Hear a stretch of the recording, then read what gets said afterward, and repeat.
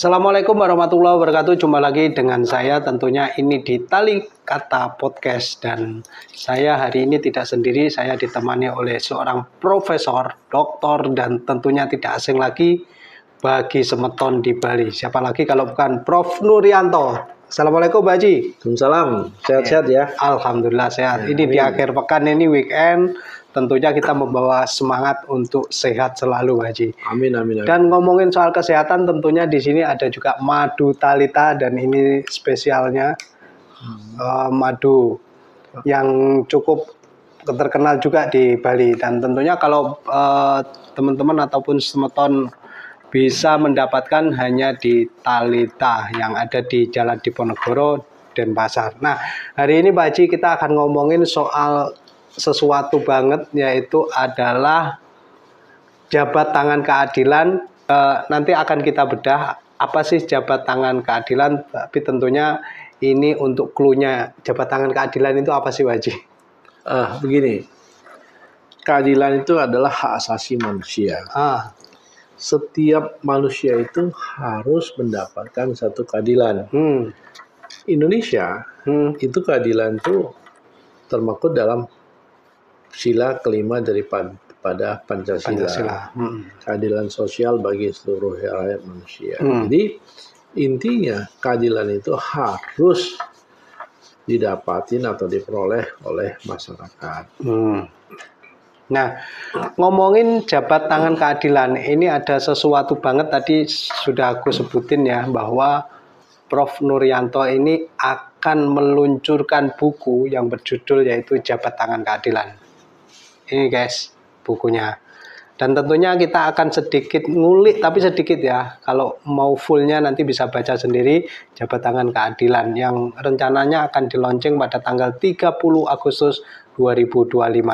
Nah, Pak Haji, ini kan lumayan apa ya, kalau bisa dibilang itu, kalau orang Jawa itu ngergesi, merinding kata gitulah. Jabat tangan keadilan, apa yang mau disampaikan itu untuk pembaca itu, jabat tangan keadilan. Tadi kan jabat tangan keadilan itu kan sesuai dengan Pancasila, terutama sila kelima kan juga ada itu, bahwa keadilan sosial bagi seluruh rakyat Indonesia. Nah, dalam bukunya Pak Haji ini apa yang mau dikupas itu Pak Haji? Begini, ada 4 hal yang perlu dikupas. Jadi jabat keadilan itu ditinjau dari prospek hukum ya. Ya. Jadi kita lihat bahwa masyarakat selalu menyuarakan penegakan hukum. Tapi sebenarnya itu secara filosofi penegakan hukum itu tidak mungkin. Karena hukum itu adalah satu proses. Nah, dalam proses itulah nanti kita ketemu dengan keadilan. Jadi bagaimana proses hukum itu untuk mendapatkan satu keadilan. Jadi makanya kita buatlah jabat tangan keadilan. Kenapa? Karena semua masyarakat itu harus mendapatkan satu keadilan. Apakah itu korban, apakah itu pelaku, ataukah itu yang disebut dengan transformasinya, tapi semua harus mendapatkan satu keadilan. Dan keadilan itu baru diperoleh apabila ada prosesnya. Ada proses. Salah satu adalah jabat tangan keadilan. Gitu loh. Nah, kalau melihat judulnya guys, ini jabat tangan keadilan. Jabat tangan keadilan itu kalau secara awam kan, artinya ada kayak semacam satu kesepakatan.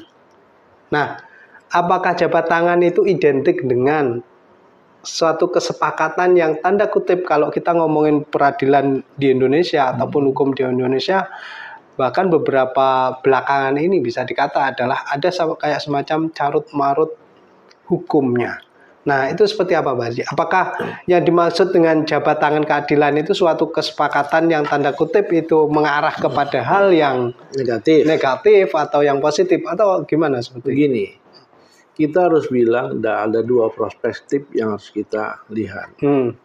Kalau di negatifnya, itu berarti biasanya aparatnya yang membuat satu keadilan yang menurut dia adil, kan gitu toh. Tapi kalau kita lihat secara filosofinya, adil itu sulit dicapai. Walaupun dengan jabat tangan keadilan, bahwa kita tahu sekarang ini ada yang disebut dengan restorasi justice. Ya.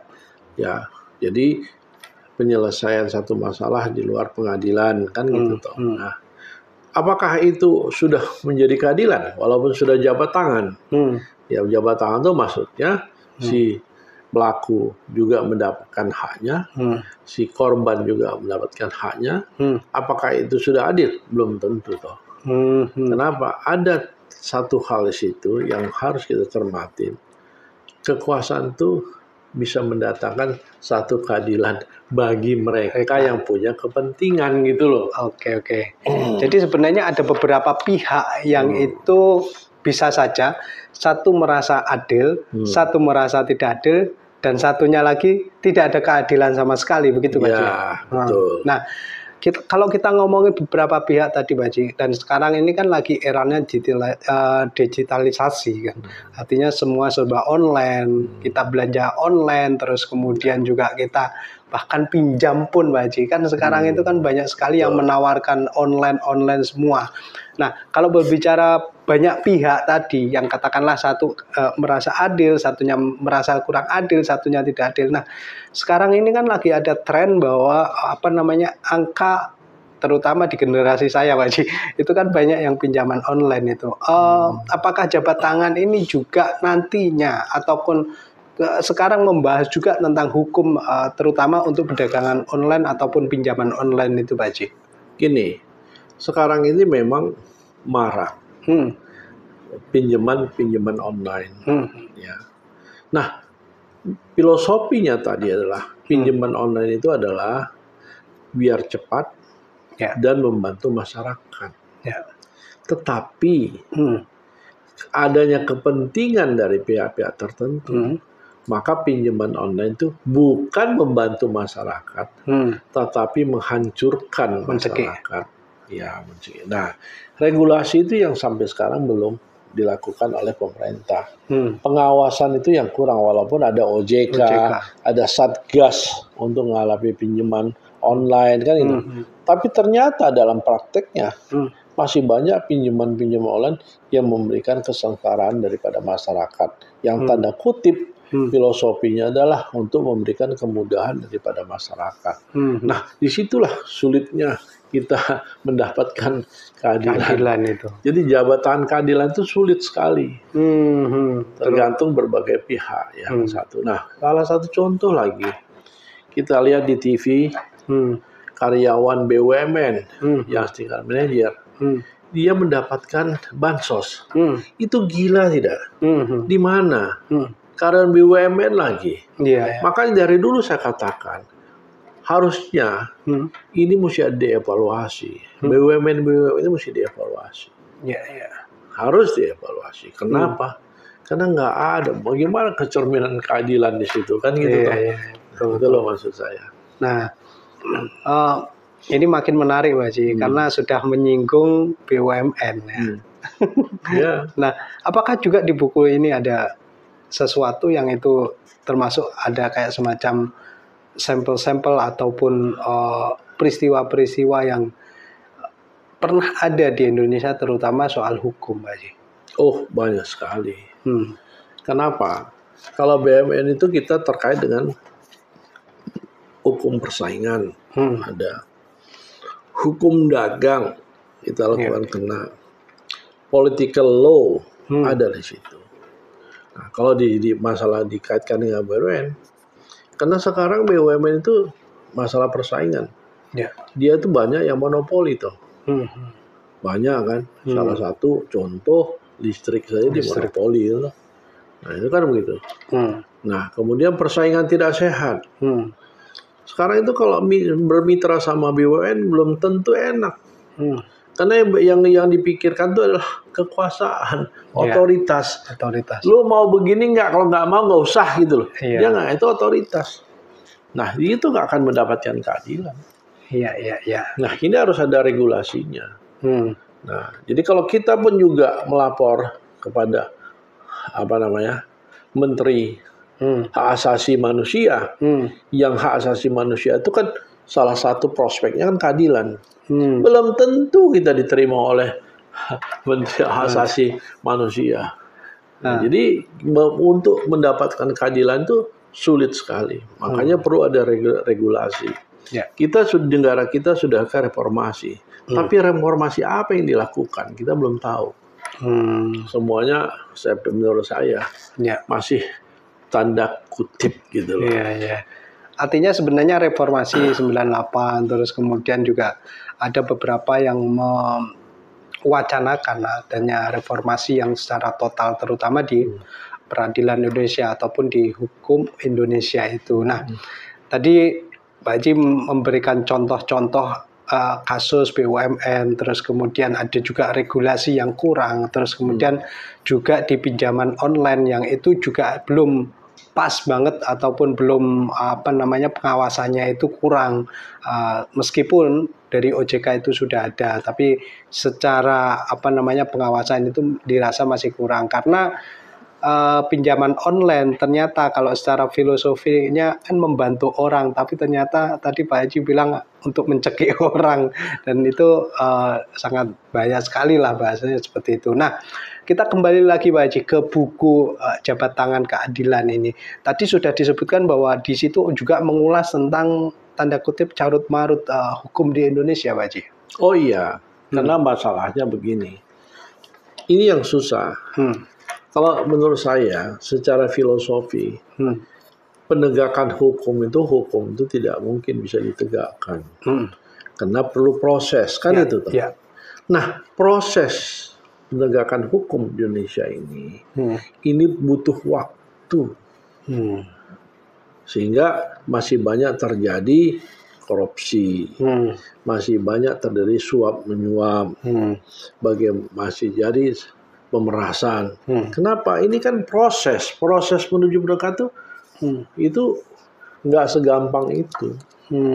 Kenapa? Karena kita sudah menurut saya sudah menjadi satu kebiasaan ya. Misalnya salah satu contoh, kalau kita mau ketemu pejabat, birokrasinya sulit sekali kan itu toh. Nah, apalagi pejabat BUMN, waduh, merasa diri raja di tempat, susah sekali misalnya. Nah, kemudian kalau kita berhubungan sama BUMN, kita harus tahan mental, karena apa yang harus dilakukan dia nggak pernah salah. Jadi kita aja yang salah. Kenapa? Hukum kekuasaan itu. Nah, kalau kita misalnya ada persoalan pidana misalnya, itu juga susah. Kenapa? Ya yang aparat itu yang belum tentu bisa berpikir secara positif. Orang susah harusnya dibantu, ini susah malah disusahin. Nah, itu banyak yang terjadi. Jadi ya saya bilang Jabat Tangan Keadilan ini jadi kalau Mas Kambali bilang suap menyuap, ya itu memang bisa terjadi. Berarti sebenarnya di dalam proses hukum itu ada kesempatan atau ada celah yang itu tanda kutip bisa dimanfaatkan oleh salah satunya yang penguasa ataupun lingkungan yang dia merasa punya. Gini, apapun ada kesempatan, apapun ada celah. Kalau ada moral, itu nggak akan bisa terjadi. Makanya hukum dan moral itu harus seimbang.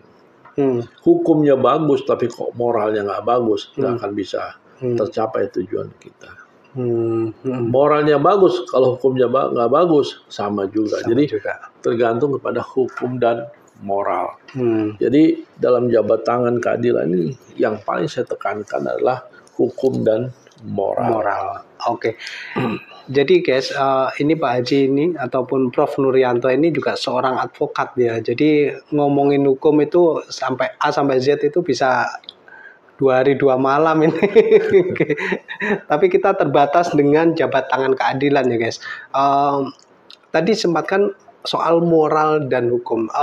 Selama ini Pak Haji, katakanlah kita nyinggung sedikit lah soal profesi Anda tentang advokat ini. Nah, ini kan sebenarnya advokat itu bagian dari pilar dari hukum itu sendiri, Pak Haji. Seperti apa? Begini, kondisinya. Advokat itu kan termasuk dalam caturwangsa. Jadi polisi, kejaksaan, hakim, dan advokat. Tetapi menurut saya 4 pilar ini Satu ini nggak ada keadilan. Salah satu faktor contoh, advokat tuh nggak dibiayai pemerintah kan? Iya. Yang lainnya kan dibiayain. Iya. Satu, pihak yang berwajib bisa nahan orang. Betul toh? Kejaksaan bisa nahan orang. Iya. Hakim bisa nahan orang. Advokat nggak bisa nahan orang. Jadi keseimbangan itu juga nggak ada. Nah, jadi kalau kita bicara tentang keadilan, ya susah. Semuanya itu harus jabat tangan. Nah, kalau ada perbedaan itu, kita nyinggung sedikit lah soal profesi advokat tadi kan. Jadi 4 pilar sebenarnya, pengacara ataupun advokat itu kan kalau dari soal kesejahteraan ataupun soal sumber anggaran ataupun sumber dana yang didapat, itu yang ketiganya kan dari APBN ataupun dari negara, sedangkan advokat itu kan murni mencari sendiri kan, itu satu. Terus yang kedua soal tadi haknya, kalau yang ini kan punya hak menahan salah contoh. Terus kemudian kalau pengacara nggak, haknya seperti apa sebenarnya? Ya kita kan hanya membela, meluruskan, menempatkan porsi yang sebenarnya daripada satu peristiwa kan itu. Tapi kita tak bisa berbuat apa-apa kalau kekuasaan itu menguasai daripada seluruhnya. Apa yang bisa kita kuasai? Karena kekuasaan itu yang menentukan. Ya kalau misalnya di dalam penyelidikan dan penyidikan, misalnya kita mau apa ya nggak bisa. Di penuntutan ya nggak bisa, karena mereka punya hak. Ya, semuanya itu guys dikupas di jabat tangan keadilan itu. Jadi profesi advokat bagaimana lika-likunya Prof Nuryanto menjadi advokat itu ada di buku jabat tangan keadilan ini juga. Nah, Prof, dalam buku ini kan ada juga, tadi kan sudah pemaparan Prof itu soal carut marut keadilan, terus kemudian sempat menyinggung reformasi hukum, terus kemudian ada juga bagaimana pengawasan, regulasi dan lain sebagainya. Inti dari persoalan sebenarnya apa, Pak Haji? Di Indonesia? Hukum dan moral. Hukum dan moral tadi ya. Nah, ini mau dibawa kemana? Juga jabat tangan keadilan ini mau dibawa kemana gitu. Jadi pada intinya ya kan. Tadi kita sudah membicarakan bagaimana hukum di Indonesia, terus kemudian carut marutnya, terus kemudian regulasi. Nah, inti dari jabat tangan keadilan ini apa, guys? Jadi begini, saya buat buku ini mengupas bagaimana tentang pendidikan hukum, tentang bagaimana hukum aplikasinya di lapangan, tentang bagaimana yang harus kita lakukan untuk membenarkan yang apa yang sesuai dengan yang diinginkan oleh pengetahuan hukum kita tadi itu. Nah, disinilah kita mau mengajak masyarakat. Inilah yang kita maui. Tapi bisa nggak kita maui terjadi? Nah, semuanya itu harus ada jabat tangan keadilan itu. Oke. Nah, dalam masyarakat atau kita belajar mulai A sampai Z ataupun kita belajar dari ya bisa dibilang di sekolah menengah terus kemudian di perguruan tinggi dan lain sebagainya, itu ada satu kalimat dalam hukum itu, ada semacam hukum hakiki gitu, Haji. Kebenaran hakiki ataupun keadilan yang hakiki gitu. Tapi sebelum dijawab, ini ada madu, Pak Haji. Ini madu Talita ini sangat cocok sekali buat kita. Jadi ini seger banget kalau siang hari dan kemudian juga malam hari itu udah bagus sekali kesehatannya.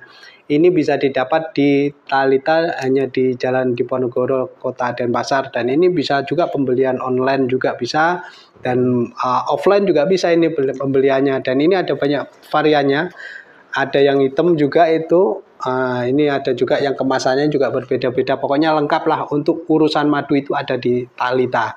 Nah, tadi sempat nyebut soal kebenaran hakiki, Pak Haji. Apa itu, Pak Haji? Gini, kalau kebenaran hakiki adalah kebenaran yang mutlak, itu nggak akan bisa kita cari. Yang kita cari kebenaran hakiki hanya yang di atas. Ya, coba salah satu contoh. hakim itu di dalam putusannya kan berdasarkan ketuhanan yang Maha Esa. Betul toh? Betul. Tapi nggak ada yang berdasarkan ketuhanan yang Maha Kuasa, nggak ada. Yang Maha Esa, yang Maha Kuasa. Jadi nggak ada kebenaran hakiki. Oke. Kalau kita mau cari kebenaran hakiki nggak ada. Makanya semua itu didapat di jabat tangan keadilan. Oke. Itu guys, bincang kita sebenarnya ini adalah sepil-sepil aja sih soal buku jabat tangan keadilan yang ditulis oleh Prof. Nuryanto. Nanti akan di-launching pada tanggal 30 Agustus 2025 dan di situ kita akan membahas ataupun membedah dengan para narasumber yang sangat kompeten sekali. Nah, Prof, closing statement-nya seperti apa dari jabat tangan keadilan ini? Jabat tangan closing gini, kebenaran hakiki tidak akan bisa didapati oleh manusia. Semua keadilan itu harus melakukan jabat tangan.